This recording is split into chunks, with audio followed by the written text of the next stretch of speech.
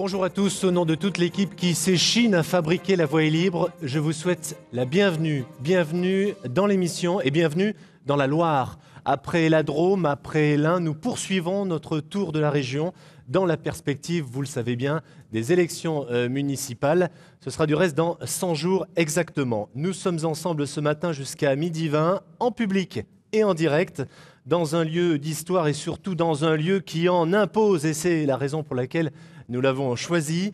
Bienvenue au cœur du musée de la Mine à Saint-Étienne. Il est situé sur le site de l'ancien puits Courriot avec à l'extérieur ces deux crassiers, ces deux terrils, les mamelles de Saint-Étienne. Et puis avec son chevalement, pendant 6 siècles, on a extrait du charbon à Saint-Étienne. Ça, c'est pour l'histoire, le passé, l'héritage. Reste aujourd'hui un ensemble de bâtiments exceptionnels, classés au monument historique et qui abrite depuis 1991 un musée fréquenté chaque année par plus de 55 000 visiteurs. Je pourrais encore vous parler de la lampisterie, un lieu qui est vraiment à voir. Ça, c'est pour le présent. Et puis l'avenir, ce sont de gros travaux de rénovation actuellement en cours. Alors nous avons installé le plateau de LVEL au milieu de ce que l'on appelait à Saint-Étienne le grand lavabo, l'équivalent de la salle des pendus. C'est ici que les mineurs accrochaient leurs vêtements de travail. Ils étaient ensuite hissés en hauteur avec une chaînette afin de pouvoir sécher, d'où le nom salle des pendus. Croyez-moi, c'est un lieu impressionnant, un lieu qui a une âme, qui parle de travail, de courage, de solidarité entre les âges, entre les nationalités, entre les religions également. Un lieu qui, passez-moi l'expression, en jette sacrément. Voilà pour le cadre de notre émission, une émission à laquelle vous pouvez participer. Paul Satis, bonjour. Bonjour. Et l'attirail du Tweetos de fond, c'est un smartphone, un PC, une tablette, ce que vous voulez, quelque chose de connecté en tout cas à Twitter. Ensuite, on se retrouve grâce au mot dièse LVEL 42. Vous débattez entre vous sur la timeline. Et puis, je passerai quelques-unes de vos questions ou de vos remarques en cours d'émission, en direct à l'antenne. Dans la voie est libre, 3 citoyens engagés face à un élu lui-même engagé. 6 années de politique municipale passées au crible. Il sera question de Saint-Étienne. Et puis après le journal de midi, 3 confrères de la presse locale nous permettront de creuser, si j'ose dire, la vie du département. On parlera bien sûr de politique et d'élections municipales. Voilà pour le programme. La voie est libre est aujourd'hui ligérienne. La Loire, département 42. Je ne sais pas si un géographe me contredira, mais à ma connaissance, c'est avec l'Ardèche, le seul département de France où passent 2 fleuves, une rive de Rhône et la Loire, donc, qui traverse du sud au nord sur 100 km. La préfecture de la Loire, c'est Saint-Étienne, bien sûr. Il y en a d'ailleurs des palanqués des saints qui s'appellent Étienne, quasi une vingtaine, mais là on parle du premier, celui qui a pris des pierres, le martyr, dont le nom latin est Stéphanos. Et voilà pourquoi, au passage, on dit les Stéphanois et non pas les Saint-Étiennois.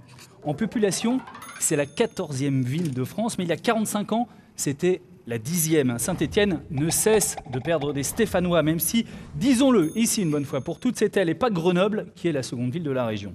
Il n'y a pas d'autres grandes villes dans le département. Les 2 suivantes, Roanne et Saint-Chamond, ont toutes les 2 moins de 40 000 habitants.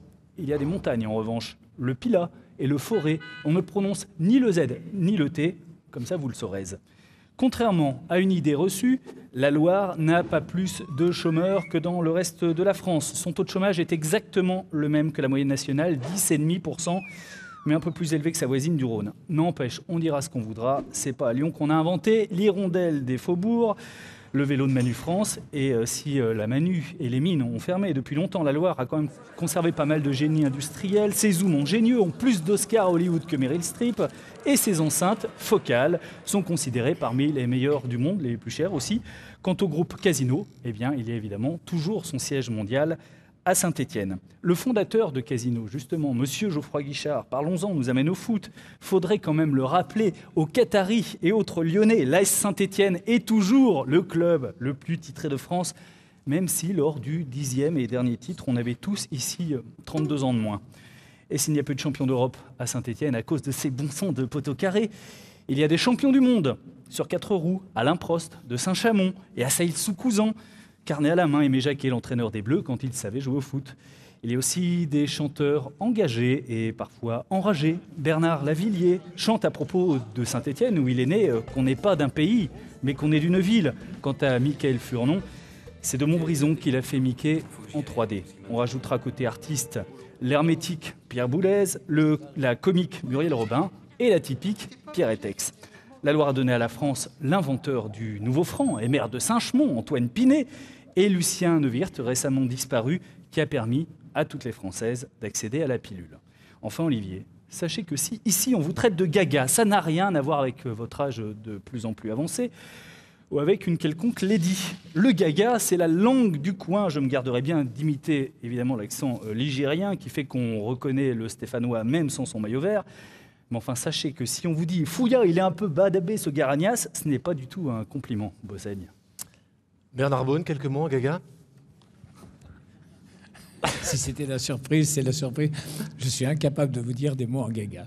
Bernard Beaune, vous dirigez le conseil général du département, vous êtes élu dans le canton de Bourg-Argental. Alors Bourg, c'est de l'autre côté du col de la République, c'est le sud du département. Voilà.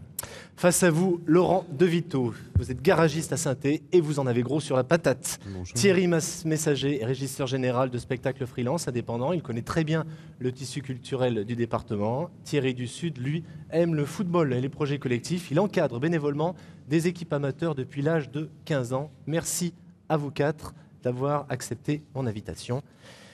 Laurent, comment vous dormez ces derniers temps? Alors bonjour, avant tout, merci de m'avoir invité.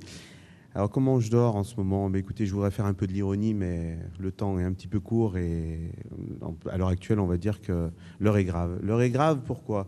Pourquoi je dors mal? J'ai monté une entreprise, donc vous dites garagiste, mais c'est plus du dépannage remorquage autoroutier, hein, dans la Loire. Donc on accède aux autoroutes, on accède à la ville, etc. On fait des enlèvements de véhicules en panne, accidentés. Et bien évidemment, notre principale activité maintenant, c'est un petit peu les véhicules volés sur réquisition judiciaire. Parce qu'on a monté un laboratoire d'investigation automobile. Donc, je suis content un petit peu. Vous préparez les véhicules pour la police technique et scientifique. Voilà, tout à fait.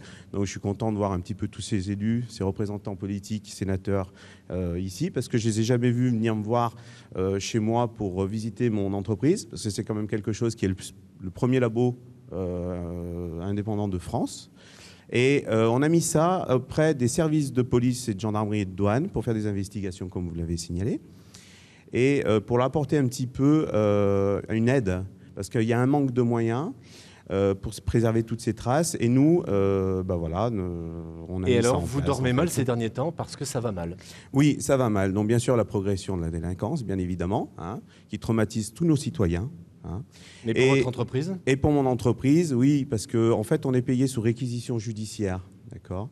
Donc, les réquisitions judiciaires, c'est un petit peu un bon de commande de l'État pour nous régler nos prestations. Bien évidemment, des prestations qui sont très minimes, parce que c'est juste l'enlèvement. Mais le reste, il y a un travail acharné derrière. Et on va arriver au cœur du problème, c'est qu'en fait, on vous doit beaucoup d'argent. Voilà, on me doit beaucoup d'argent, ça met en péril actuellement mon entreprise, d'accord. Alors, je n'en veux pas ni aux magistrats, ni aux juges d'instruction, bien évidemment, et ni au TGJ de Saint-Étienne, parce que c'est national, le problématique. Hein. Mais Monsieur De Vito, on vous doit combien? Dites-nous à peu près. Alors, en ce moment, donc, on était monté à 127 000 €, on est à 80 000 € à l'heure actuelle, et il y a une autre société indépendante qui nous doit aussi énormément en dessous, sauf que c'est de l'argent, ça traîne, ça va faire entre 6 mois, 1 an et 1 an et demi. D'accord? On va dire que ça fait à peu près 20% de votre chiffre d'affaires. Oui, mais même un tout petit peu plus, bien évidemment. Sauf que cet argent, comme c'est on va dire, dans mon entreprise, elle n'y est pas. Et oui, évidemment, mon entreprise, à l'heure actuelle, est en position très critique. Voilà. Donc, c'est très difficile de gérer une entreprise à l'heure actuelle. Et on ne nous apporte aucun soutien. Et c'est là où c'est que... Alors, Bernard Beaune, évidemment, je vais vous demander de réagir à ce qui vient d'être dit. Oui, ce que vous exprimez là aujourd'hui, c'est effectivement ce qu'expriment beaucoup de personnes en activité qui sont en relation avec les collectivités ou tout ce qui est les services de l'État. Et je crois qu'on a un effort à faire énorme, tous, les uns et les autres, pour accélérer un peu toutes ces obligations que nous avons de rembourser ou de payer ce que nous devons. Ça, nous le savons. Alors, on a tous connu effectivement des lenteurs administratives pour différentes choses. Et là, effectivement, sur les paiements des personnes à qui on doit quelque chose, on a essayé, ne serait-ce qu'au niveau du département de la Loire, d'accélérer ces remboursements, d'accélérer les paiements le plus possible. Mais dans tous les cas, même quand on essaye d'aller vite, malheureusement, il y a au moins 2 mois, voire 3 mois, avant qu'une personne soit réglée. Je sais que c'est dommage. Laurent De Vito, quelles conséquences aussi pour les personnes que vous employez, quelles conséquences aussi pour la taille de votre entreprise et pour le nombre de salariés que vous payez? Alors bien évidemment, oui, mon entreprise, on était 17 personnes, on est passé à 12 et là maintenant on est 9. Et à chaque fois qu'il y a une personne qui s'en va, je ne la remplace pas. Pourquoi? Parce que je ne peux plus, on va dire, payer mes charges, URSSAF, TVA, parce que cette pression administrative de l'État nous empêche de développer notre entreprise. Et bien évidemment, je me retourne bien vers ces personnes, qu'il faudrait qu'elles soient un peu plus à l'écoute des entrepreneurs et des commerçants, des artisans, des professions libérales, parce qu'on rencontre tous des problématiques et on n'a aucun partenaire financier qui veut nous suivre. Quand vous dites partenaire financier, vous parlez des banques. Par exemple, les banques n'ont pas pris le relais. Mais bien évidemment, a priori, les banques, pour elles, font leur travail. Je suis désolé. Il y a plein de chefs d'entreprise là qui me regardent et qui doivent être vous voyez les frissons dans le dos, je les ai. Et je peux vous garantir, le vivre au quotidien, ça devient difficile. Moi, je suis natif de Saint-Étienne. Je remercie de nous avoir invités ici, parce que mon grand-père était mineur, donc c'est vraiment un hommage. Et mon grand-père paternel était maçon. On a été au travail, on est 4 enfants. Je peux vous garantir, Saint-Étienne, j'aime cette ville. Je suis né ici. Mon investissement personnel que j'ai fait, il n'est pas du tout à la hauteur de ce que je suis rémunéré par rapport à tout le travail fourni. Alors bien évidemment, il y a un mal-être dans l'entreprise. Mes employés ils n'arrêtent pas de voir, mais monsieur De Vito, ça va être difficile ce mois pour faire les salaires. Je dis, on va attendre le TGI qui puisse nous verser quelque chose. L'État, pas le TGI. Parce que les magistrats, comme je disais, les juges d'instruction, ils font leur travail. Et à l'heure actuelle. Vous avez envie d'arrêter, monsieur De Vito? Pardon? Vous avez envie d'arrêter? Oui, de toute façon, ça va être très très simple. Quand on a quelqu'un d'ambitieux comme nous en France, on en a besoin. Mais vu la tension, si je ne trouve pas une solution à avoir un partenaire financier, mais ça de toute façon c'est pas possible de l'avoir, ou alors il faut faire des prêts pour avoir des prêts personnels et en mettant en caution nos appartements, oui, je pense que début janvier, je vais mettre mon entreprise en redressement judiciaire. Voilà. Donc à vous, messieurs les politiques, je pense que chacun doit prendre ses responsabilités. Vous êtes là pour nous représenter, d'accord? Et on a besoin de vous, vous avez besoin de nous aussi également. Comment vous entendez ça? Je vous ai invité aujourd'hui en tant à la fois président du Conseil général, mais aussi, c'était très clair dans mon invitation, en tant qu'élu, représentant des citoyens. Là, en l'occurrence, vous avez une interpellation qui vous est adressée. Qu'est-ce qu'on peut faire? Alors, vous nous avez expliqué qu'on peut réduire effectivement les délais de remboursement et de paiement, mais comment on peut porter cette voix-là aussi afin qu'elle soit entendue, qu'elle soit prise en compte? Alors d'abord, chaque fois qu'on a une responsabilité à un endroit, moi j'ai été maire pendant un certain temps, je suis aujourd'hui président du Conseil général, on essaye chaque fois que l'on peut d'accélérer les procédures de remboursement ou en tout cas de relations rapides avec les entreprises avec lesquelles on est en relation. Sur le reste, vous savez bien comme moi, si vous êtes en retard d'une journée pour payer l'URSSAF, vous serez sanctionné. Si par contre c'est dans l'autre sens, vous ne pouvez pas sanctionner ceux qui vous doivent quelque chose. Il faut effectivement que nous, les politiques, on soit là à votre écoute, alors peut-être en allant plus vous voir, c'est vrai, on ne peut pas aller voir tout le monde, mais en allant plus vous voir et en essayant justement de répondre à vos attentes sur ce point, je suis tout à fait d'accord avec vous. Un régisseur général, c'est un peu l'homme à tout faire, le chef d'orchestre d'un événement culturel. Il est chargé de la gestion globale, du personnel, des finances, des moyens techniques pour un concert, une pièce de théâtre ou un festival. Thierry, vous vous définissez aussi comme un activiste de la culture, ça veut dire quoi? Bonjour, un activiste de la culture, c'est un grand mot, il faut remettre dans le contexte également du territoire stéphanois. On a vraiment un territoire très riche, pour plein de raisons, historiquement, par rapport à l'éducation populaire, par rapport aux travaux, notamment l'engouement autour de Jean d'Asté, etc. Mais c'est vrai que la Loire et le bassin stéphanois est vraiment très très riche. Quelques chiffres très rapidement. On est à peu près autour de 180 groupes de musique actuelle en phase émergente, c'est-à-dire que je ne mets pas là-dedans les groupes qui répètent dans une cave de musique, mais qui ont vraiment une démarche professionnelle, et on sait très bien que tout le monde ne pourra pas aboutir. On est sur plus de 48 compagnies de théâtre professionnelles, on ne peut pas parler des amateurs.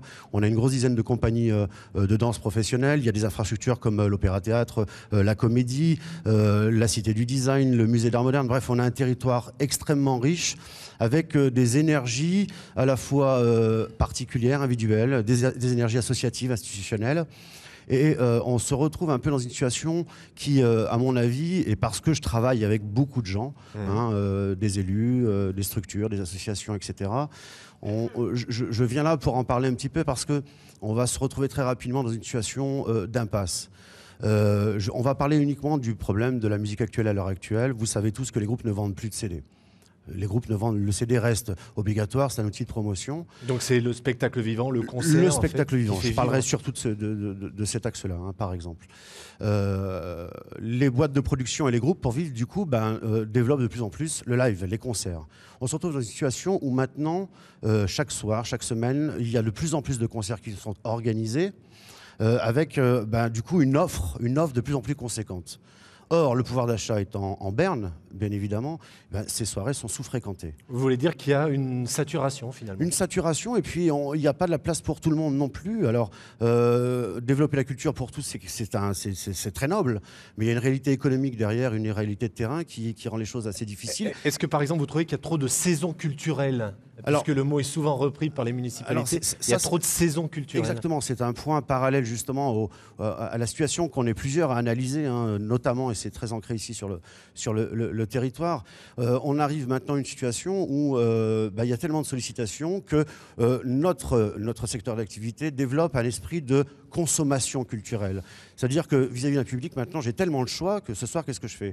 Je vais au théâtre, je vais au cinéma, je regarde la télé, je vais à un restaurant. Et puis, donc du coup, l'acte culturel devient vraiment un acte de consommation et ça devient problématique. Si en plus à ça, on rajoute toutes les saisons culturelles qui, en soi, philosophiquement, c'est vraiment bon, c'est très bien. Amener la culture dans les endroits où il n'y en a pas, on se retrouve vraiment dans un secteur qui, le gâteau est le même, mais les parts sont de plus en plus petites. Et du coup, qu'est-ce qui se passe? Surtout pour les prods privés, et je ne fais pas leur défense, ou les prods associatives, les productions associatives, pardonnez-moi, on arrive dans une situation où il n'y a plus de fréquentation, il y a moins en moins de monde, donc on augmente le ticket d'entrée, et c'est le chat qui se mord la queue. Et je venais intervenir un peu pour défendre à la fois l'émergence, le travail qui est fait à Saint-Étienne, dans le bassin stéphanois et sur la Loire avec toutes ces compagnies, mais aussi pour mettre en garde un petit peu. Il y a des notions de mutualisation qui devraient être importantes. On va faire réagir une première fois Bernard Bonne, parce qu'on est un peu embarqué aussi dans votre enthousiasme. Non, mais Réaction sur déjà ce constat. Oui, le constat, on l'a fait au niveau du Conseil général, puisque vous savez qu'on a un domaine culturel qui est relativement important, et on essaye de coordonner un peu tout ce qui peut se faire dans la Loire. C'est très difficile. Vous savez qu'entre les associations, les communes, les collectivités différentes dans un département, chacun organise son concert, chaque association organise sa manifestation particulière culturelle. Mais là, au-delà, ça va au-delà des associations, si je me permets. Oui, on ça parle va aussi au-delà des associations, communes, sachant que la compétence culturelle est partagée un peu par tout le monde, que ce soit l'État, la région, le département, les communes, du coup, on a l'impression finalement qu'on ne s'y retrouve plus. Là aussi, on aurait... Avec M. Kéran et M. Vincent, par exemple? Pardon? Vous vous coordonnez avec M. Kéran et M. Vincent pour que... On essaye de se coordonner avec M. Vincent, puisque vous en parlez, beaucoup plus difficilement avec la région. Je pense qu'aujourd'hui, on a un problème de spécialisation au niveau de nos collectivités et qu'il faudra qu'un jour on arrive à se spécialiser les uns et les autres et que les uns soient plus axés sur la culture. Vous seriez prêt à abandonner, vous, la compétence culture au Conseil général? L'abandonner, je ne sais pas, mais en tout cas, à spécialiser une collectivité sur la culture, oui. Je crois qu'on ne peut plus continuer comme ça, parce que même une association comme la vôtre ou un organisme comme le vôtre, vous êtes obligé de faire au moins 10 dossiers, enfin 10 dossiers, j'exagère, mais au moins 3 ou 4 dossiers sur toutes les collectivités qui sont amenées à donner des subventions. C'est déjà difficile, donc il faudrait trouver une solution déjà à ce niveau. Sur les subventions, juste Thierry, avant que vous ne réagissiez, je voudrais vous montrer quelques chiffres fournis par Loire en Seine, qui est un groupement de différentes structures, de 16 structures de diffusion du théâtre vivant. Regardez, le Rhône, 2 chiffres. Le Rhône, 26% de la population régionale, 56% des aides de la DRAC, Direction régionale des affaires culturelles. Par contre, la Loire, 13% de la population régionale, mais seulement 8% des aides, ce qui fait en termes de dépenses publiques par habitant, le Rhône, 13 € par habitant, et la Loire, 4 € par habitant. J'imagine, Thierry, que ce sont des chiffres qui ne vous étonnent pas. Non, ça ne m'étonne pas vraiment. Après, comment les expliquer, si ce n'est que culturellement, historiquement, la Loire, par rapport à certains décideurs rhône-alpins, est plus affiliée à l'Auvergne qu'à Rhône-Alpes. On est dans la sensation. Alors que dans la réalité, c'est vrai que la région Rhône-Alpes fait de plus en plus d'efforts. Peut-être qu'il y a aussi une explication. Les réseaux de décision, la Loire est un peu sur les côtés. Là, ça donne quand même l'image de la Loire parent pauvre de la culture. Hein. Exactement. Alors qu'il ne s'agit absolument pas d'une histoire, d'une question de qualité des projets déposés, etc. Bon, là-dessus, je vais pas m'étendre là-dessus. Maintenant, par rapport au développement culturel, une étude est récemment sortie au niveau du ministère de la Culture. Le PIB de la culture est plus lourd que le PIB de l'automobile. Il faut entendre par là par PIB les retombées économiques directes et indirectes. Alors les retombées, c'est un mot sur lequel vous voulez beaucoup insister en disant, mais quels sont aujourd'hui les critères qui permettent de donner à telle ou telle manifestation culturelle tant de subventions? Et vous réclamez, je sais parce qu'on en a parlé cette semaine tous les deux pas mal, d'avoir des critères beaucoup plus clairs et surtout de prendre en compte les retombées de chaque événement. Alors, il est très facile de donner des leçons, de donner des conseils, des choses comme ça, et je m'en garderai, tout à fait. Mais il y a deux notions maintenant en développement culturel qui sont très importantes. On commence à voir des choses émerger, c'est la mutualisation des moyens techniques, humains, etc. Et là, je pense que les organes politiques auraient vraiment des matières de développement à des fins de réduction de coûts, par exemple, mais aussi d'attribution plus pertinente. Et puis, la deuxième notion, c'est, alors je sais certains puristes vont sauter en l'air, c'est la notion de retombée économique, directe et indirecte. Il faut savoir que quand on aide un événement, quand on aide un événement qui soit de danse, de musique actuelle, de musique classique, etc., il devrait pouvoir y avoir une espèce de cahier des charges qui permet de quantifier, alors c'est très difficile, mais sur les retombées économiques indirectes. La société aide le niveau de la culture, il est normal en retour que les décideurs culturels, les acteurs, les professionnels puissent avoir tout le temps en tête ce point-là qui est très important. Je vous écoute. Ça, nous l'avons. Au niveau du Conseil général, il y a des critères particuliers sur la professionnalisation, sur les retombées économiques qui sont mises en place. On ne peut pas l'avoir sur tous, puisqu'on n'a pas la maîtrise de tout ce qui se fait dans la Loire. Mais je crois que vous avez tout à fait raison. Il faut absolument parler des retombées économiques, même si elles ne couvrent pas toutes les dépenses. C'est évident, il faut absolument qu'il y ait des subventions publiques qui vous soient données pour que vous mettiez en place ces spectacles. Quitte à se mettre à dos, par exemple, une partie du monde culturel ligérien.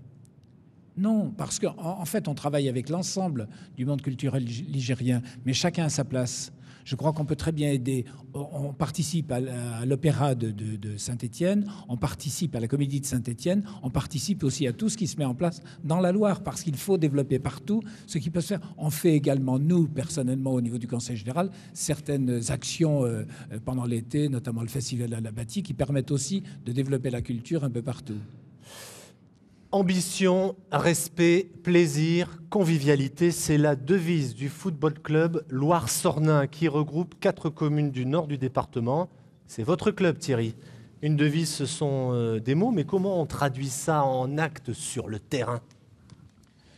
Alors tout d'abord, je voudrais vous remercier pour votre invitation, parce que je suis très heureux d'être là pour parler d'un club dans lequel je suis impliqué depuis le début, depuis sa création, et un club qui défend des valeurs auxquelles je crois très très fort.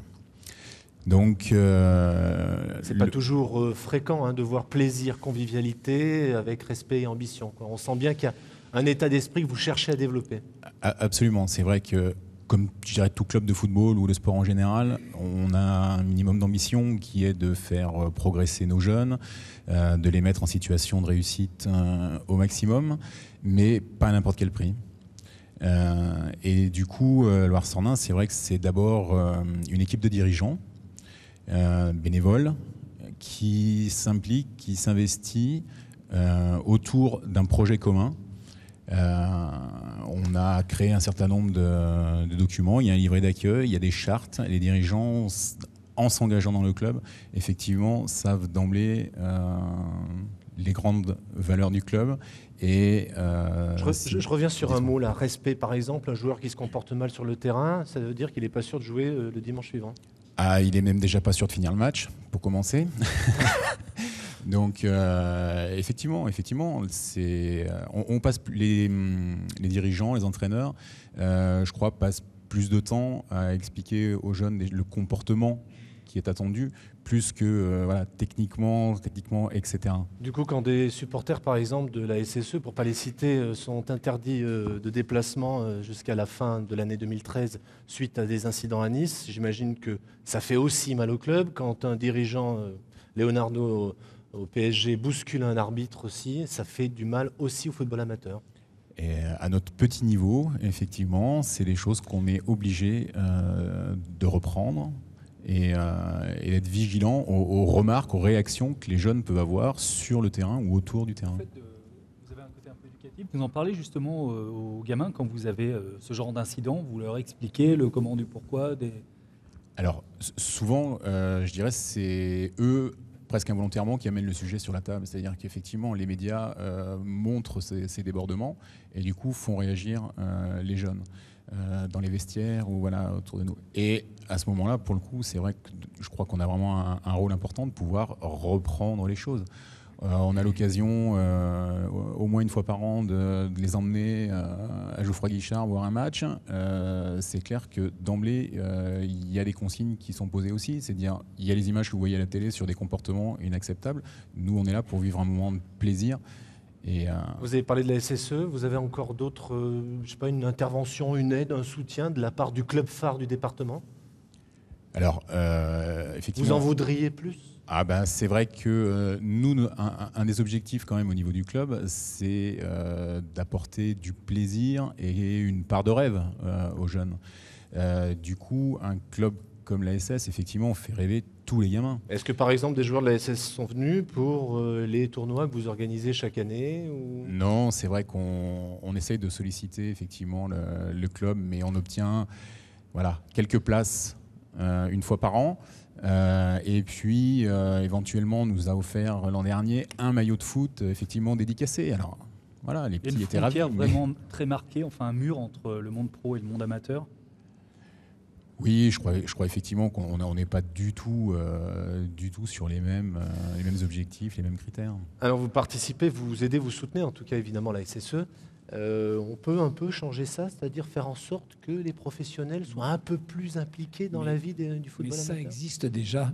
Ça existe déjà. Effectivement, on soutient la SS. On soutient la SS d'abord dans le centre de formation, par la publicité qu'on met en place, par des places de match qu'on achète pour les donner à beaucoup d'associations, et peut-être que la vôtre en a eu aussi au niveau des jeunes. On envoie régulièrement à tous les matchs un certain nombre de places, je ne sais plus quel nombre, mais suffisamment à tous les clubs pour qu'ils puissent y aller régulièrement. Et puis, dans la convention qui lie la SS au Conseil général, il y a l'obligation, si l'on peut dire, à des joueurs de se déplacer dans des clubs quand ils en font la demande. En tout cas, l'invitation est lancée, je crois. Ah oui, non, mais ça existe. Et je crois que c'est une des conditions effectivement importantes pour que le Conseil général puisse continuer à les soutenir. Alors, on ne soutient pas que la SS, on soutient tous les clubs, toutes les associations sportives de la Loire, que ce soit au niveau du foot ou d'autres. Mais c'est vrai que le club emblématique, la SS, on n'est pas étranger à ce qu'il fait. Et je crois que Roland Remeillet, qui est très, très près, en tout cas des communes et de l'action qui peut être menée au niveau des, président de la SSE, est justement très prêt à aller vers tous les clubs amateurs de foot de la Loire et justement permettre ce rapprochement entre les clubs professionnels et les clubs amateurs. Thierry, comment vous trouvez de l'argent ? Comment vous payez les 100 ballons dont vous avez besoin pour chaque saison ? Comment vous payez les jeux de maillot ? Sur un petit club comme le nôtre, il faut ça, donc 240 licenciés, c'est peu. Il n'empêche qu'on a un budget prévisionnel cette année qui sera pas loin des 60 000 €. Petite PME, d'une certaine manière, voilà. Oui.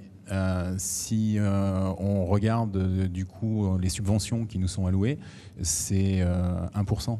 C'est ridicule. Alors, bien sûr, les communes.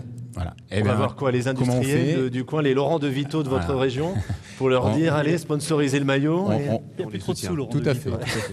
On a la chance, pour le coup, effectivement, d'avoir d'abord des dirigeants qui démarchent les petites entreprises locales et du coup d'avoir effectivement des entreprises locales qui sont globalement très généreuses avec nous. Et puis l'autre grande rentrée d'argent, c'est les manifestations que l'on organise en interne. Et donc là encore, avec l'énergie des bénévoles. Vous avez été confronté parce que, en fait, je l'expliquais en tout début, vous avez regroupé 4 communes au sein de ce club. Ça n'a pas été simple. Ça n'a pas été simple. Et notamment, vous êtes heurté à quelque chose qu'on pourrait qualifier de chauvinisme local. Oui, alors... Et parfois même de certains maires qui ont freiné en tout cas ce regroupement. Oui, alors c'est encore pas tout à fait fini puisque le club, dans un premier temps, donc, a été créé pour les jeunes, pour les catégories de jeunes, et c'est simplement depuis cette année qu'on gère désormais une catégorie senior, mais que partiellement. Les 4 communes ne nous ont pas toutes rejointes sur ce projet-là. Et effectivement, il y a encore des petites résistances, des gardes-clochers. Au niveau individuel, j'ai envie de dire, c'est normal, on ne peut pas être tous d'accord. Par contre, on aimerait effectivement que les élus locaux entendent que le club, les clubs en général, les associations en général, sont là pour créer du lien entre les gens. Et du coup, on aimerait effectivement mettre un terme à ces clivages qui ne mènent à rien. Le football qui crée du lien, est-ce que c'est évident pour tout le monde, pour tous les maires du département? Oui. Est-ce que c'est quelque chose que vous devez rappeler aussi régulièrement aux uns et aux autres? Oui, alors non seulement on le rappelle, mais c'est évident. Et je crois que sans l'apport des bénévoles et tout ce qui est fait au niveau des associations, on aurait beaucoup de difficultés dans toutes nos communes, qu'elles soient petites ou grandes. Je suis un peu étonné, d'une part, du montant très faible des subventions que vous avez, parce que moi, pour avoir été maire pendant 20 ans et avoir un club qui avait 300 licenciés, on leur donnait plus que 1% de fonctionnement. Et puis, on assurait aussi tout l'investissement au niveau des terrains. On assume quand même, et on veut assumer, on a l'obligation d'assumer le fonctionnement de ces clubs. Et au niveau du Conseil général, on assume ceux qui sont un peu plus importants, où on aide les communes à le faire. Je pense qu'il est important, en tout cas, que nous, au niveau des élus, on favorise au maximum tout ce que vous faites actuellement, et notamment tout ce que vous faites en tant que bénévole. Je sais que le travail est énorme. J'ai moi-même été bénévole avant d'être maire sur des associations dans lesquelles étaient mes enfants. Et je pense que sans les bénévoles, on n'arriverait pas à tisser ce lien social dans les communes. J'ai une dernière question pour vous trois. Question simple. Est-ce que vous irez voter en mars prochain? Je ne veux pas savoir pour qui vous allez voter, bien évidemment, mais irez-vous voter? Mais écoutez, pour ma part, oui, naturellement, j'ai envie de dire. Voilà, je crois que je le fais depuis la majorité et je continuerai à le faire, même si on peut être critique bien souvent vers les uns les autres, droite et gauche. Thierry? Oui, tout à fait. Je pense qu'on ne peut pas non plus être critique, être un développeur de la société au sens grec du terme, sans participer à la vie électorale, ne serait-ce qu'en allant voter, bien évidemment. Laurent? Oui, c'est un acte citoyen et il y a des personnes qui sont battues pour qu'on ait le droit de vote, donc ça leur serait un minimum reconnaissant de le faire. Mais bien évidemment, je suis un petit peu incertain, oui, sur le monde politique, veuillez m'excuser. Mais oui, quand il y a des fautes de budget, de vote de budget par rapport à mon cas, au niveau de la justice, parce que c'est juste un manque de budget. On ne peut pas dire après c'est des délais de règlement, mais c'est un manque de budget qu'il aurait attribué. Et je vois que d'une année à l'autre, ça n'a pas l'air de vouloir s'améliorer. Ben ouais, effectivement, ça met toutes ces personnes de la justice dans une position très indélicate, donc j'appelle à vous. Paul, je ne vais pas vous demander si vous allez voter, mais par contre, est-ce qu'on Il y a a des tweets. Ça tweet un peu, et c'est surtout votre intervention, Laurent De Vito, qui a fait réagir les tweetos, si vous en trouvez émouvants. Les entrepreneurs stéphanois, on le sent, sont derrière cette émission, derrière leur écran de télévision, et trouvent que vous avez raison dans votre combat. Voilà, vous les avez touchés. Je vous rappelle évidemment que vous pouvez tweeter grâce à la timeline et avec le hashtag LVEL42 pour participer au débat de cette émission. Merci à vous quatre d'avoir participé à La Voix libre, d'avoir partagé vos expériences et finalement d'avoir aussi parlé de politique autrement. À midi, on fera le point sur l'actualité régionale de ce matin avec Soria Khaldoun et puis on parlera de la victoire de la SSE hier à Montpellier, bien sûr. Et puis La Voix libre sera décortiquée, peut-être critiquée, mais sans doute complétée par nos confrères du Progrès de France Bleu Saint-Étienne-Loire et puis ma collègue Françoise Boissonnat de France 3 Loire. Voilà, pendant que nos nouveaux invités vont prendre possession du plateau, je vous rappelle que La Voix libre est diffusée ce matin en direct et en public depuis le grand lavabo du musée de la mine de Saint-Étienne, un lieu qui a brassé tant de générations et tant de personnes et qui a vraiment aussi fabriqué l'identité de ce pays. Des citoyens ont témoigné, un élu a réagi. Place maintenant au débat entre ceux qui, pendant presque 6 ans, ont fabriqué la politique municipale, qu'ils soient dans la majorité ou dans l'opposition. Nous avons choisi de nous concentrer sur la ville-préfecture Saint-Étienne, une ville à enjeu. Avec nous ce matin, Maurice Vincent. Bonjour. Bonjour, monsieur Vincent. Bonjour. On parlait Gaga tout à l'heure, alors vous en êtes un vrai de vrai, stéphanois de naissance, il y a 58 ans, aux origines plutôt modestes d'ailleurs, mais qui a bien profité de l'école républicaine, que vous n'avez jamais vraiment quittée d'ailleurs, jusqu'à devenir docteur en économie et plus jeune président d'Université de France à 41 ans, en 96. Vous êtes, pour votre vie politique, au conseil municipal de Saint-Étienne depuis 95. Dans l'opposition, où vous seriez certainement resté en 2008 si la droite n'avait pas eu l'idée de perdre l'élection en se divisant. Vous êtes un feu, finalement, le Gérard Collomb stéphanois. En somme, lui aussi, il avait été élu grâce aux divisions de ses adversaires. Vous partagez du reste avec votre voisin lyonnais les bancs du Sénat, mais vous l'avez promis, pas au-delà de 2017, quand s'appliquera la règle du cumul des mandats. Vous êtes marié, père de 2 enfants, passionné de foot que vous avez pratiqué assidûment dans votre jeunesse. Vous avez joué à l'Olympique de Saint-Étienne, je rassure tout le monde. Aujourd'hui, vous pratiquez moins, peut-être vous avez un peu peur des tacles. Face à vous, Gaël Perdriau. Bonjour. Bonjour.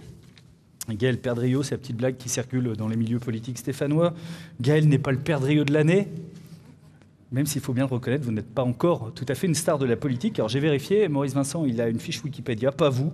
Vous n'êtes pas stéphanois de naissance, vous êtes né à Cholet, arrivé dans la Loire il y a une vingtaine d'années, mais stéphanois de cœur, donc celui de votre épouse Nathalie, pour commencer, que vous avez rencontré ici à Saint-Étienne. Vous vous plaisez à dire que vous n'êtes pas un professionnel de la politique, ce qui est vrai, un seul mandat, celui de conseiller municipal d'opposition. Vous avez un métier, vous êtes cadre dans le secteur de l'énergie, et de l'énergie, il vous en aura fallu pour raccommoder la droite stéphanoise, qui était encore bien partie pour s'éparpiller façon puzzle aux 4 coins de Saint-Étienne. Le MP a décidé, comme à Valence avec Nicolas d'Aragon, dans une moindre mesure à Lyon avec Michel Avare, de changer de génération, de faire confiance à des quarantenaires un peu affamés. À vous maintenant de convaincre. Maurice Vincent, c'est la question rituelle, je la pose à chaque fois en début de Voix est libre. Quelle est la réalisation que vous considérez comme la plus emblématique de votre mandat ?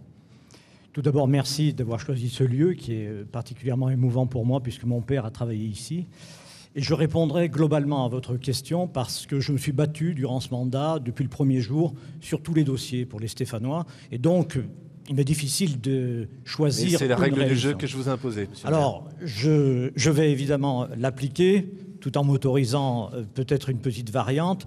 Baisse du prix de l'eau de 35%, création du ticket de Stas d'1h30. Nous sommes la seule ville de France. Stas, c'est les transports en commun stéphanois. Nous sommes la seule ville de France à avoir pour nos enfants une nourriture de cette qualité. Le désendettement, naturellement, les 750 emplois de la Manu, aujourd'hui, il n'y en avait pratiquement plus en 2002, etc. Je ne vais pas aller plus loin, mais je conviens que j'ai dépassé le seul exemple que vous me demandiez. Alors évidemment, je vais retourner la question à Gaël Perdriau. Quel est le principal échec de cette mandature ? Bien, le principal reproche que je ferai à Maurice Vincent, c'est de ne pas aimer sa ville. Je considère qu'on n'aime pas sa ville quand on détruit l'image de Saint-Étienne comme il l'a fait pendant son mandat, en la faisant capitale française des villes surendettées, ce qu'elle n'est pas. On n'aime pas sa ville quand on fait des choix d'urbanisme très contestables et très contestés d'ailleurs par les Stéphanois, que ce soit place d'Hôtel de Ville, place d'Orient ou encore place Carnot. On n'aime pas sa ville quand on abîme le confort de vie des Stéphanois. Et en matière de sécurité, en matière de propreté, voilà 2 échecs cinglants que les Stéphanois regrettent d'avoir vu vraiment se dégrader pendant ces 6 années. Eh bien, c'est ce qu'on appelle lancer un débat. Maurice Vincent. Oui, bon, essayez de lancer un débat parce que personne ne croira sérieusement à Saint-Étienne que je n'aime pas ma ville. C'est une polémique excessive et très déplacée, chacun le sait, particulièrement dans ces lieux d'ailleurs, particulièrement dans ces lieux. Donc c'est une polémique qui est malvenue et qui ne convaincra absolument personne. Parce que toutes les décisions que j'ai prises depuis le début de mon mandat, c'est justement pour défendre Saint-Étienne et relever la ville d'une situation que j'ai trouvée, que tout le monde connaît, et qui nécessitait une bataille permanente. Une bataille à la défense contre des grandes banques. Je ne parle pas des banques qui sont place de l'Hôtel de Ville, ce n'est pas elles qui étaient en question. Notre ville avait été livrée aux banques de Francfort, aux banques de Londres, aux banques de la Défense. Je me suis battu sur ce dossier comme sur les autres. Monsieur Vincent, est-ce que vous en avez par exemple trop fait sur ce dossier-là ? Je pense que, premièrement, ce dossier n'est pas clos. La situation est telle que je l'ai redressé aux 2/3. Il y avait 15 emprunts toxiques, il n'en reste plus que 5. Mais sans bataille de communication, vous pensez sérieusement que ces grandes banques auraient bougé? Mais c'est une plaisanterie. C'est de la politique qui est vue... c'est la politique des bisounours. Quand vous voulez revenir sur des contrats graves très pénalisants pour la ville, qui ont été signés tout de même par mon prédécesseur et votés par M. Perdriau, vous croyez que vous allez venir en disant « Écoutez, il y a une petite erreur, il y a juste 150 millions à récupérer, c'est une plaisanterie ». La bataille que j'ai menée sur ce terrain, c'est une bataille qui aujourd'hui nous amène à montrer, y compris dans le Figaro, M. Perdriau, que Saint-Étienne est sorti justement du top 15 ou du top 20 des villes endettées. Le Figaro, ce n'est pas habituellement mon courant de pensée, même si je respecte évidemment tous ces journalistes. Une courte réaction, parce que j'ai une question à suivre. Non, c'est un mensonge important et qui a beaucoup dégradé l'image de Saint-Étienne pendant ces 6 ans. La ville était endettée. Pourquoi c'est important? La ville était endettée, bien sûr, elle est endettée. Mais la ville se désendette depuis 1994 de manière continue. Monsieur Vincent, comme les précédents maires, ont diminué la dette de Saint-Étienne. Mais sur les emprunts toxiques, les emprunts toxiques ont été révélés avec la chute de Lehman Brothers en 2008. 18 régions sur 22, 60 départements sur 100, près de 300 hôpitaux ont contracté des emprunts toxiques. Martine Aubry, à Lille, a contracté une masse importante d'emprunts toxiques. Votre mentor, François Hollande, a également contracté à Tulle des emprunts toxiques. Est-ce que vous avez entendu une fois Martine Aubry en parler? Non, elle parle de Lille, capitale européenne de la culture. Et quand on entend tout à l'heure Thierry Messager, on a de quoi dans le monde culturel, dans le monde sportif, dans le monde économique, être fier de notre territoire. Et vous avez voulu, pour masquer sans doute à la fois votre manque d'ambition, votre manque de projet, dresser un rideau de fumée avec ces emprunts toxiques. D'ailleurs, j'aimerais poser une question à M. Vincent. Ah, c'est vous qui posez les questions. Combien, si vous me le permettez. Non, je vous le permets. Combien ont coûté ces emprunts, si vous le permettez. Combien ont coûté ces emprunts structurés à la ville de Saint-Étienne? Alors, je vais répondre. M. Perdriau énonce un certain nombre de contre-vérités qui ont été démontrées par la Chambre régionale des comptes. Le désendettement de Saint-Étienne a commencé en 2009. Donc, rapport de la Chambre régionale des comptes, tout le monde le connaît. Le dernier mandat a conduit notamment à 14 millions d'euros de plus de dettes. Et à la fin de ce mandat, j'aurais désendetté de 30 millions. Mais Saint-Étienne n'est pas dans la même situation que les autres villes. C'est bien là la gravité. C'est que nous avons dû faire face à une situation exceptionnelle. S'il n'y avait pas un seul ou deux ou même trois difficultés à résoudre, Saint-Étienne était dans une situation totalement hors norme. Et le reste en partie, car le combat doit être poursuivi. Donc, sur ces questions-là, je pense qu'on ne peut pas faire l'amalgame avec les autres villes. Allez-y, terminez, monsieur Vincent, terminez. Par ailleurs, je l'ai dit tout à l'heure, c'est une bataille qu'il était indispensable de mener, mais elle ne résume pas du tout, je l'ai dit d'ailleurs, une autre bataille, M. Perdriau, le prix de l'eau. Pendant 15 ans, vous nous avez expliqué qu'on ne pouvait rien faire, que malheureusement, il était nécessaire que les Stéphanois payent l'eau 35% de plus que les autres. En un mandat, nous avons rétabli cet équilibre. Voilà, je vais prendre d'autres exemples. Vous critiquez l'aménagement du centre-ville, si vous voulez. En tout cas, nous avons un centre-ville piéton comme toutes les grandes villes d'Europe. Allez, vous allez maintenant me laisser poser une question, c'est gentil. Saint-Étienne fait partie des villes, et Paul en a parlé tout à l'heure, qui ont perdu des habitants. Hein, c'est un long mouvement. La question que je vais vous poser, Gaël Perdriau, c'est la suivante. Est-ce que la municipalité en a fait assez pour conserver ses habitants ? Je dirais qu'avec le matraquage fiscal que nous avons connu pendant ces 6 années, elle a tout fait au contraire pour accentuer ce mouvement. Maurice Vincent se glorifie du prix de l'eau. Effectivement, on a eu des 4x3 en 2008 dans toute la ville pour expliquer que le prix allait baisser de 24%. Mais quand on regarde aujourd'hui où nous en sommes, il a repris de la main gauche ce qu'il avait donné de la main droite. On a une baisse du prix de l'eau de 9%. J'ai emmené mes dernières factures d'eau. Ça fait un gain de 44 pour un foyer moyen marié 2 enfants, de 44 € par an. Et dans le même temps, les impôts locaux ont augmenté de près de 25%, dont 16% liés à des décisions politiques de Maurice Vincent. C'est sur la taxe foncière, la taxe d'habitation, 450 € d'augmentation.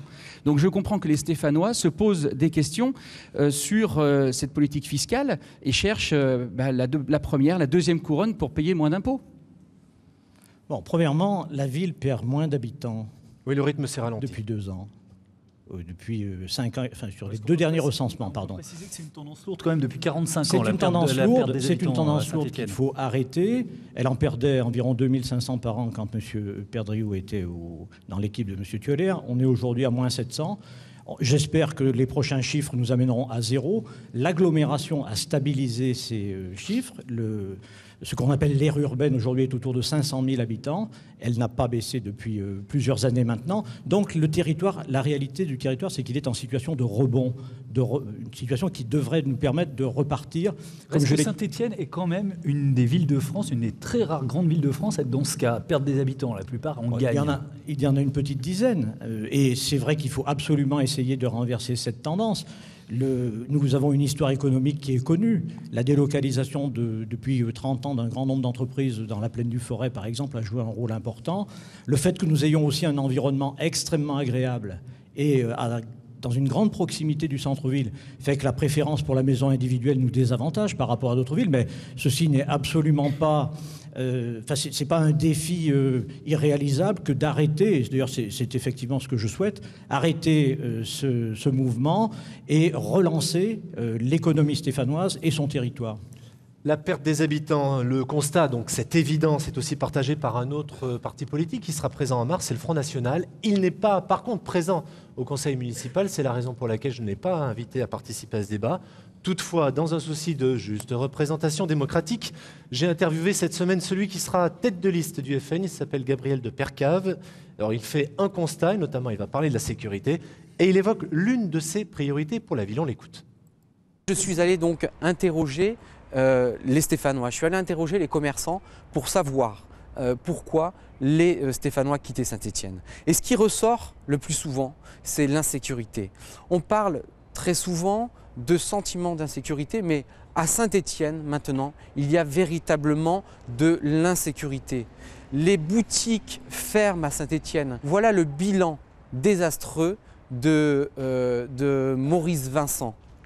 Ma priorité, donc, pour les 6 ans qui viennent à Saint-Étienne, je n'augmenterai pas les impôts pendant toute la durée de mon mandat et mon équipe est en train de travailler sur une baisse d'au moins 1% par an. Nous sommes pour l'instant donc à 6% de baisse au niveau des impôts sur la durée de mon mandat. Réaction Maurice Vincent.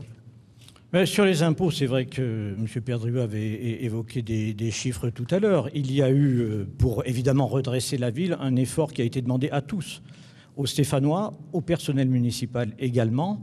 Quitte à en subir les conséquences. On sait que vous avez aussi dû affronter un certain nombre de grèves des personnels municipaux. Bien sûr. Récurrentes, régulières. Bien sûr, parce que j'ai dû réorganiser un certain nombre de services, faire des économies de fonctionnement qui expliquent aujourd'hui le désendettement de notre ville et l'amélioration considérable en réalité de sa situation financière. Moi, je n'ai pas les mêmes chiffres que M. Perdrieu, mais on ne va pas se battre là-dessus. Je dis simplement qu'entre la renégociation du prix de l'eau, les renégociations de services publics, la baisse, par exemple, du tarif de l'abonnement de stationnement pour les résidents, nous avons rendu aux Stéphanois, de la main gauche, si vous voulez, M. Perdrieu, ça me va, de la main gauche, nous avons rendu 11 millions d'euros par an, alors que l'augmentation fiscale a représenté 8. Donc je suis très à l'aise. Et par rapport à ce que dit M. de Percave, j'avais hier une réunion du comité local de sécurité avec les services de l'État, la préfecture, l'ensemble des partenaires. Les chiffres le montrent, la réalité de la situation à Saint-Étienne est plutôt favorable par rapport aux grandes villes. Mais c'est vrai qu'il peut y avoir un sentiment différent. Et moi, pour ce qui me concerne, je considère que la sécurité, elle n'est certainement pas d'extrême droite. D'ailleurs, parce que quand il y a eu des maires d'extrême droite, ils n'ont pas fait plus d'un mandat. Elle est ni de droite, ni de gauche. Elle est un combat permanent que je continuerai à conduire comme je l'ai fait dans ce mandat. La question de la sécurité, Gaël Perdrieu, pour vous, c'est un problème à Saint-Étienne ? Bien sûr que c'est un problème, parce qu'on ne peut pas se satisfaire des chiffres. Les chiffres sont plutôt bons. Oui, Olivier, Monsieur Michel, vous avez raison. Mais vous savez, quand vous vous faites insulter dans la rue, quand vous vous faites bousculer dans les transports en commun, quand vous vous faites cracher dessus dans une place du centre-ville, on ne va pas forcément porter plainte. On ne voit pas dans les chiffres cette délinquance qui est importante à Saint-Étienne, qui crée un climat délétère que ne supportent plus les Stéphanois et auquel Maurice Vincent a participé par son laxisme dans la ville. Je ne prendrai que quelques exemples. Bon, d'abord, il y a un parc de caméras de vidéosurveillance qui a très très peu augmenté par dogmatisme pendant ce mandat, dont un quart ne fonctionne pas, dont un quart ne marche pas. Je l'ai vérifié moi-même au Central, il y a 25% des caméras qui ne marchent pas, il n'y croit pas. Moi, je crois au contraire que, et c'est pour ça que nous doublerons le parc, que c'est un outil efficace pour lutter contre la délinquance. Mais quand Maurice Vincent Vous décidez, par exemple, parce qu'une dizaine de gamins, l'été, à la piscine, décident de ne pas porter le bonnet de bain, par exemple. Gérard Collomb, votre homologue lyonnais, prend une décision très claire. Il expulse ces jeunes et il les interdit de fréquenter la piscine pendant 1 an. Eh bien, à Saint-Étienne, savez-vous la décision qu'a prise le maire ? Eh bien, il a supprimé l'obligation du port de bain dans les piscines. Eh bien, c'est des messages, vous voyez, qui peuvent paraître anodins, mais qui sont très bien perçus par la délinquance stéphanoise, qui se dit finalement tout est permis ici. On a un maire qui nous soutient quelque part. Oui, en matière de sécurité, le maire suit certes le port des bonnets de bain, mais il s'occupe aussi, et un peu plus, d'abord des caméras de vidéosurveillance qui ont été augmentées de 50%, même M. Perdriau ne les a pas vues. Vous ne les avez pas vues, mais les caméras vous voient, il y en a beaucoup plus maintenant. Nous allons d'ailleurs, nous sommes en train de moderniser, de passer à un système de caméras d'une nouvelle génération. Moi, je considère que la sécurité est très importante. Nous avons augmenté le nombre de médiateurs, et puis surtout, depuis que la gauche est au pouvoir, nous ne perdons plus de policiers nationaux. Car vos amis ont supprimé 13 700 postes de policiers nationaux et de gendarmes. Ça fait 70 sur Saint-Étienne. J'aimerais bien les avoir quand je demande à Madame la préfète de les mobiliser pour leur intervention. Alors, évidemment, c'est un combat qui n'est jamais terminé sur la sécurité.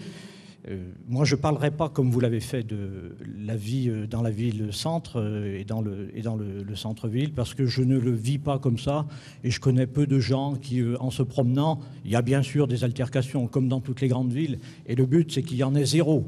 Mais très honnêtement, aujourd'hui, tout le monde le sait, Saint-Étienne reste une ville extrêmement calme, agréable, et je pense que c'est aimer sa ville que d'en parler comme ça, justement. On va parler, messieurs, si vous le voulez bien, de commerce de centre-ville. Un autre parti politique a déjà investi sa tête de liste, et donc il sera présent pour les prochaines élections municipales. C'est le parti de gauche. J'ai interrogé cette semaine son leader. Il s'appelle Belkacem Merahi. Là encore, 2 questions ouvertes. Quel regard vous portez sur ces 6 dernières années et quelle est votre priorité pour les 6 suivantes? Sa réponse. Le centre-ville de Saint-Étienne se vide de plus en plus. À titre d'exemple, vous descendez la rue de la République, j'ai décompté 32 boutiques fermées. Pour une ville comme Saint-Étienne, c'est absolument déplorable. Alors on privilégie les grandes surfaces à la périphérie de Saint-Étienne et on laisse mourir les petits commerces du centre-ville. C'est ce qui fait l'animation et la vie d'une ville. La priorité, du point de vue du parti de gauche, c'est de revitaliser l'emploi sur Saint-Étienne, car on s'aperçoit que les Stéphanois sont condamnés à travailler sur Lyon, avec tout ce qui incombe au niveau pollution. Pour ça, nous sommes prêts à aider les ruraux locaux à monter des structures qui leur permettent de diversifier et de produire, de vendre leur production, en évitant justement le grand déplacement de camions, etc., et en favorisant les circuits courts. Nous pensons que c'est une démarche écologique.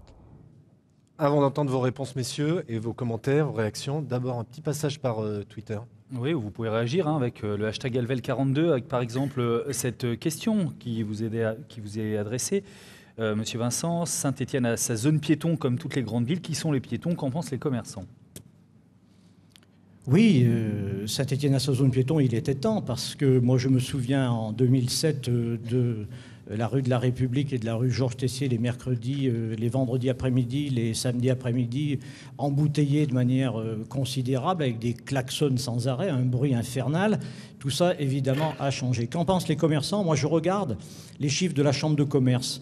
Je regarde les chiffres de la Chambre de commerce et depuis 4 ans, inéluctablement, et malgré la crise très importante qui touche notre pays, chacun le sait, le centre-ville a des résultats qui sont toujours meilleurs que l'ensemble de la ville et que l'ensemble de l'agglomération.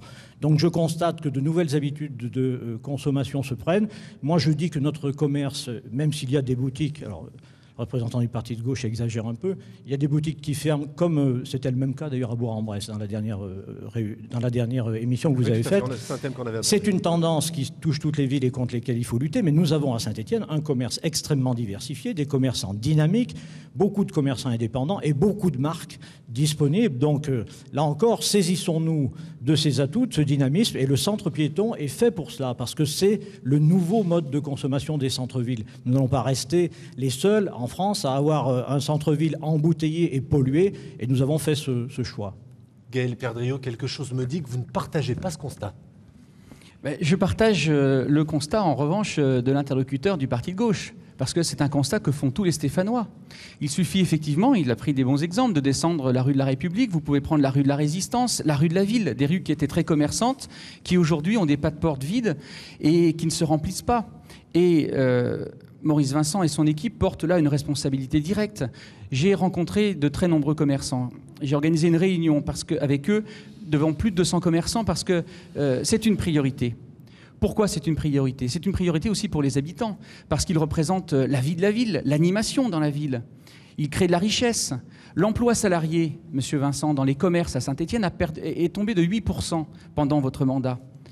Tout simplement parce que les chiffres d'affaires ont diminué, parce que vous avez complètement asphyxié ce centre-ville. Alors peut-être plus maintenant par les gaz d'échappement des voitures, mais asphyxié parce qu'on ne peut plus y rentrer, parce qu'on ne peut plus s'y garer. Vous vous apprêtez à supprimer les 950 places du parking des Ursules dans les semaines qui viennent.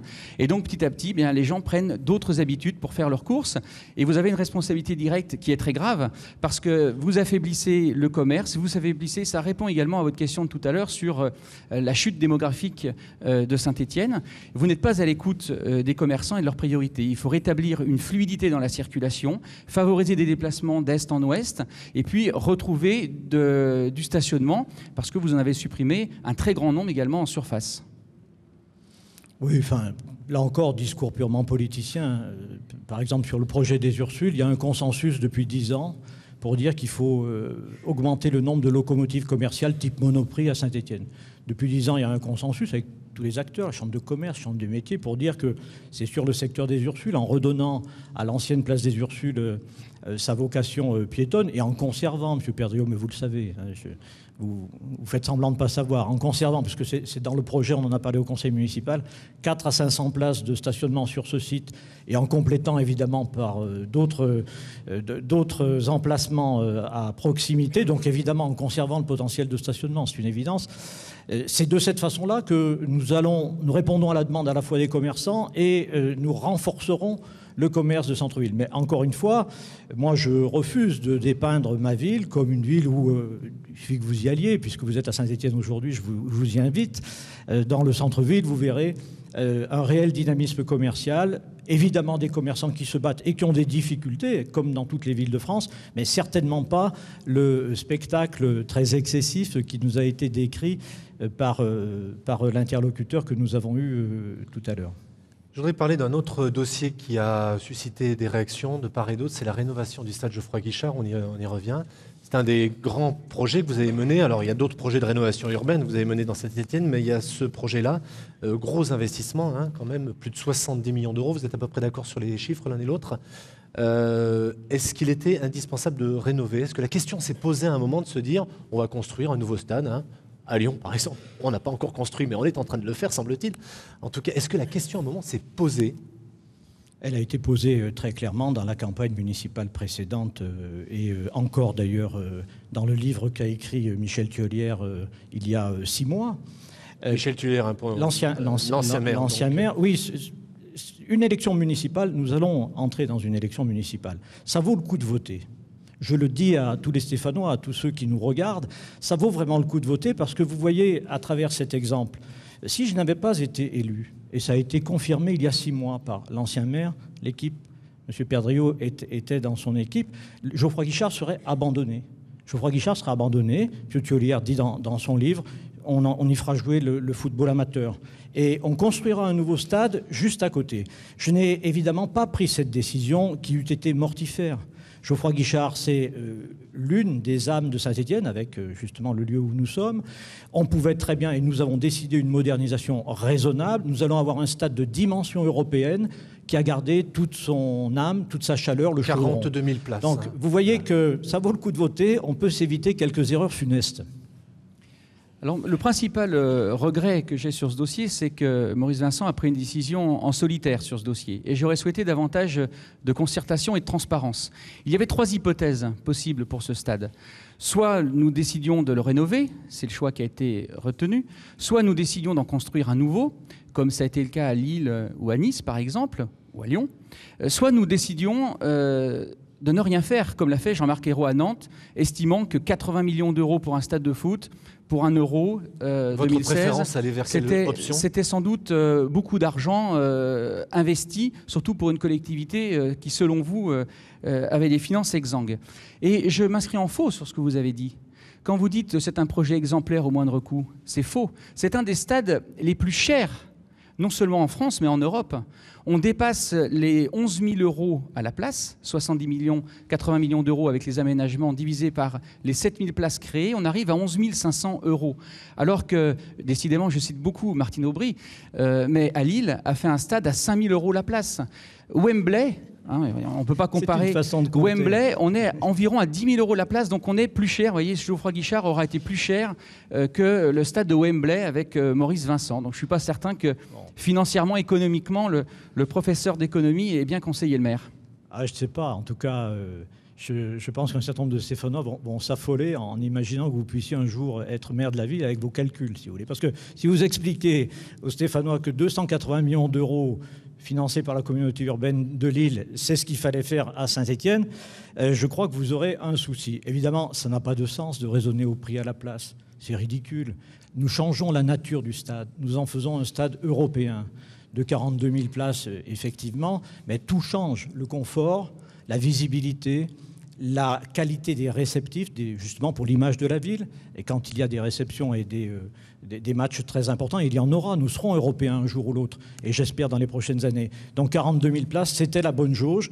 75 millions d'euros, c'est l'une des rénovations les plus faibles de France. Vous le savez très bien. Et elle est financée, M. Perdriau. Elle est financée, c'est le budget de l'agglomération. Non, elle n'est pas financée du tout par les impôts, elle est financée par des subventions. Il restera en fait à la collectivité uniquement 30 millions et nous avons renégocié une indemnité de la part du club qui sera multipliée par 2 et qui nous permettra d'amortir l'emprunt. C'est une opération, je crois, cruciale pour la ville car c'est un des emblèmes du renouveau de Saint-Étienne.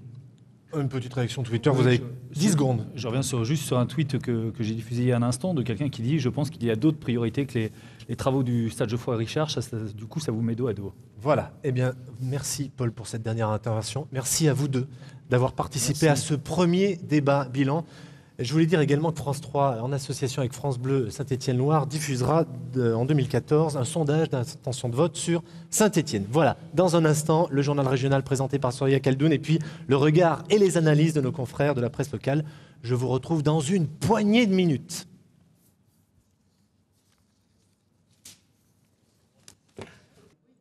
Merci, Soria, vous. On vous retrouve ce soir, bien sûr, à 19h. La voix est libre, en direct et en public. On est ensemble depuis 11h ce matin dans ce lieu impressionnant, le grand lavabo du musée de la Mine à Saint-Étienne.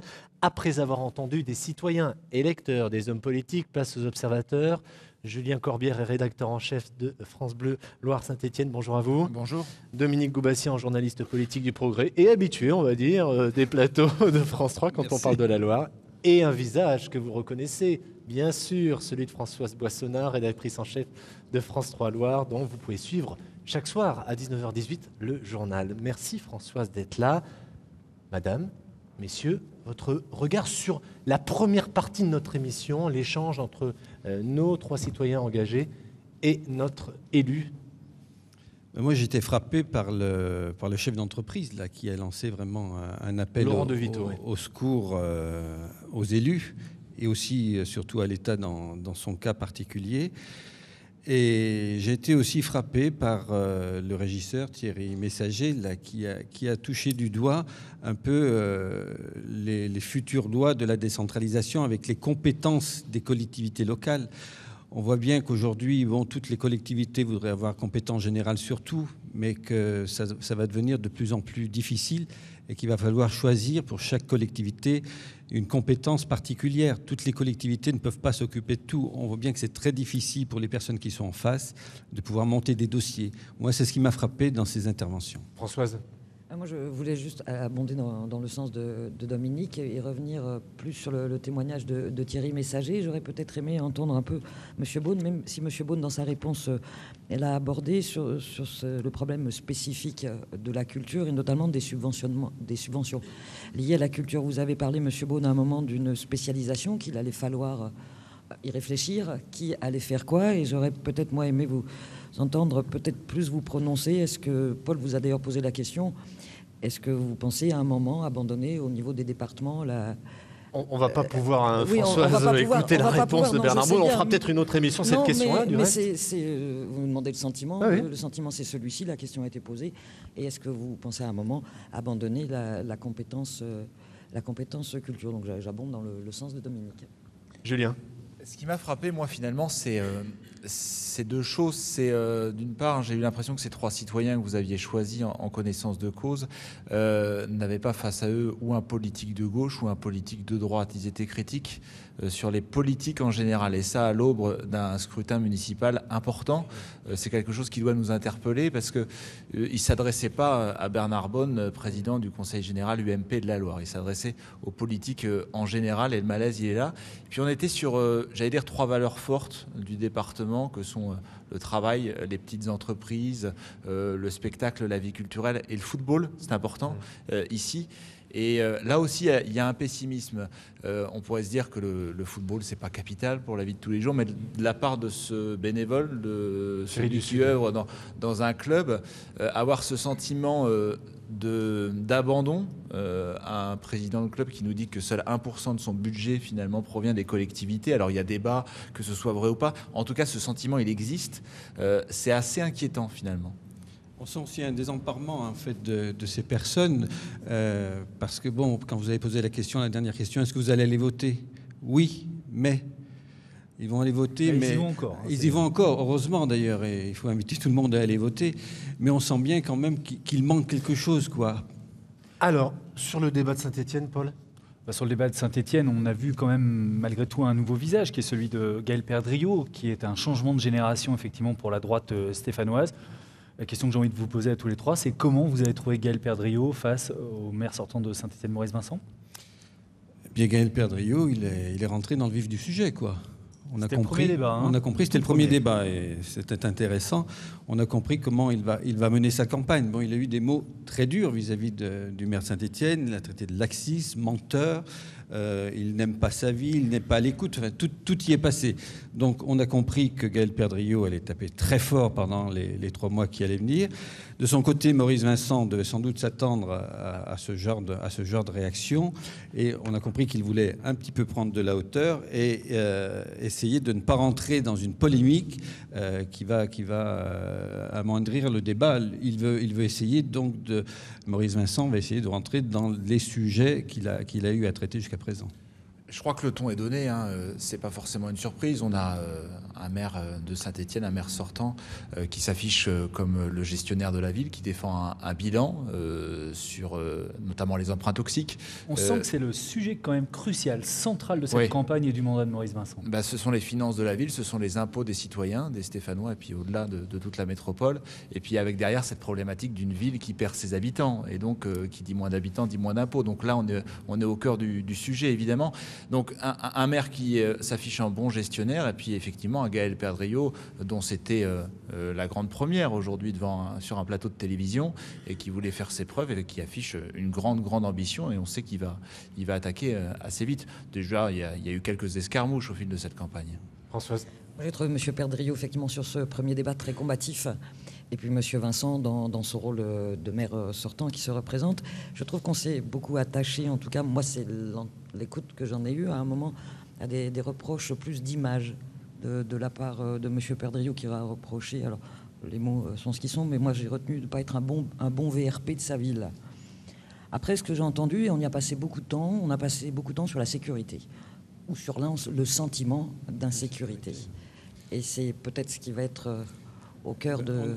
On a déjà vu un peu les grands thèmes de la campagne, hein, sur la demi-heure de débat, en gros, on va dire. Il y a eu la dette, on y est encore revenu. Hein. Vous avez posé la question, est-ce que vous n'avez pas trop fait sur la dette? Dette, fiscalité, voilà. Donc ça va tourner autour de ça. Et en effet, ce sentiment d'insécurité, avec notamment le candidat du Front National qui n'a parlé de ça. Juste pour la fiscalité, hein, on sait que dans les instituts de sondage, les sondages de long terme, on n'a jamais vu autant ce thème dans une quelconque campagne que maintenant, hein, la question de la fiscalité. Paul? Est-ce que vous avez l'impression qu'il y a un très gros suspense à Saint-Étienne si on prend en compte ce qui s'est passé il y a évidemment 6 ans avec cette triangulaire et ce déchirement à droite qui a permis à Maurice Vincent de gagner? Est-ce que la ville peut repasser à droite ou est-ce que le contexte politique, la ville est devenue peut-être plus de gauche entre-temps, puis il y a aussi un contexte national qui risque de peser lourd? Je pense que le suspense est arrivé après le 11 novembre. Parce que jusqu'au 11 novembre, la droite était divisée, la droite et le centre était divisée.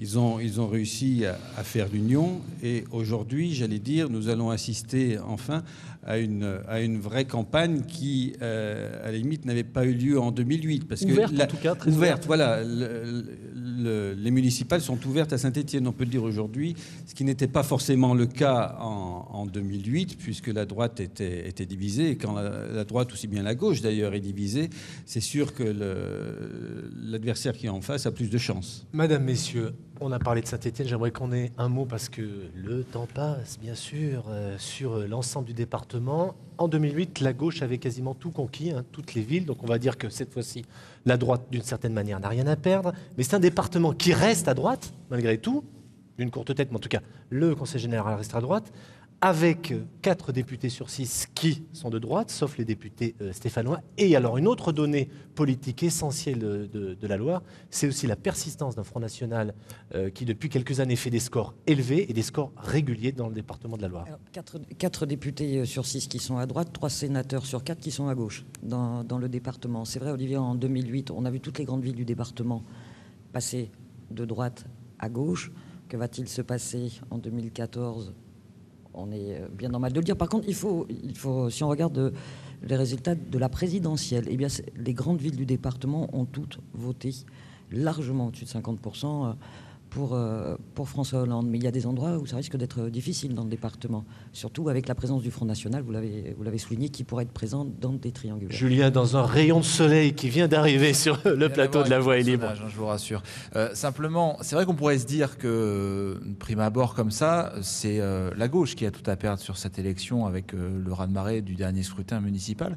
Sauf que quand on regarde la carte électorale du département aujourd'hui, on s'aperçoit que les points sensibles, là où il y a des choses compliquées qui risquent de se dérouler dans les mois qui viennent, cette période de pré-campagne finalement, le moment où on s'observe à l'intérieur des partis politiques, c'est quand même à droite qu'il reste des soucis. On va parler de Saint-Chamond, j'imagine. On peut parler aussi de Firminy. On ne sait toujours pas si Dino Cinieri, le président, le patron de l'UMP dans le département, y va. Il y a quand même quelques villes sensibles comme ça où la droite n'a pas encore clairement éclairci ses positions. Et c'est dans les semaines qui viennent, à mon avis, que les choses vont se jouer. Une ville FN dans la Loire, c'est possible ou pas à votre avis? Ça, je me garderais bien. C'est compliqué quand même pour Puis on dit toujours le Front National est très haut, c'est vrai, mais on voit bien, notamment. En tout cas, c'est là où on vote en Rhône-Alpes, c'est là où on vote le plus Front National. Oui, Marine Le Pen a fait 17% lors des présidentielles. Alors, vous me direz c'est un score élevé, mais c'est pas le score non plus qui est insurmontable. Et toujours dans la Loire, le Front National a fait au premier tour, notamment des municipales, lorsqu'il était présent, des scores élevés, mais on voit très bien qu'ensuite, au second tour, ça se dégonfle quand même assez rapidement. Alors, le Front National, pour rester sur lui, sa secrétaire départementale avait annoncé une trentaine de listes dans la Loire. Sophie Robert. Oui. Sophie Robert. Et aujourd'hui, on se rend bien compte que c'est difficile quand même de faire des listes. Aujourd'hui, qu'est-ce que nous avons? Nous avons 4 ou 5 candidats tête de liste, si vous ne voulez pas dire que la liste est constituée derrière, qui sont candidats. Donc, on voit bien que quand même, c'est compliqué pour le Front National d'être présent sur ces élections municipales. En termes d'organisation. D'organisation, voilà. Sinon, c'est vrai qu'en termes de messages, etc., j'allais dire, entre guillemets, ils jouent sur deux velours, quoi. Avec l'insécurité, on l'a bien vu avec le représentant du Front National tout à l'heure. Françoise, une conclusion sur 20 secondes? Conclusion sur 20 secondes. Non, une conclusion sur ce thème-là, sur le Front National. Le Front National, il y avait juste un chiffre moi, que je voulais rappeler du Front National. Dominique a donné la présidentielle, il y a eu les cantonales, où il y a des cantons où le Front National a fait largement plus de 40%. Après les municipales, Dominique l'a dit. Dans la vallée de Londaine? Dans la vallée de Londaine. Dans la plaine du Forêt? Dans la plaine du Forêt, dans la vallée du Gier. Et dans la vallée du Gier. Après, c'est vrai que c'est plus compliqué de faire une liste complète. Merci Françoise. Oh, mais de rien. Merci messieurs. Merci à tous ceux qui m'ont aidé à préparer cette émission. Alors, je ne peux pas les citer tous nommément, comme je le fais habituellement dans La Voix est libre. Ils appartiennent au service technique de France 3 Rhône-Alpes, à la production, au service de la communication. Un merci spécial à Adrien Groux-Radenez, à Mathieu Perret et à Patrick Dehaye. Nos remerciements aussi à la direction et au personnel du musée de la Mine de Saint-Étienne pour son accueil très chaleureux. Bernard Perrin réalisait La Voix est libre aujourd'hui. La semaine prochaine, pas de Voix est libre puisque cette émission était en fait la dernière de l'année 2013. On se retrouve le samedi 11 janvier pour une Voix est libre spéciale Rhône. Et maintenant, l'instant où je me transforme en speakerine pour vous annoncer cet après-midi France 3, les programmes de France 3 Rhône-Alpes qui seront très axés sur la montagne. D'abord avec un documentaire intitulé Une brève histoire de sport d'hiver. Et puis une heure plus tard, Laurent Guillaume vous dévoilera les secrets du massif du Taillefer en Isère. Voilà, la Voix libre est terminée. Je n'aurai pas l'occasion de vous le dire, donc bonne fête de fin d'année à tous et bonne journée sur France 3.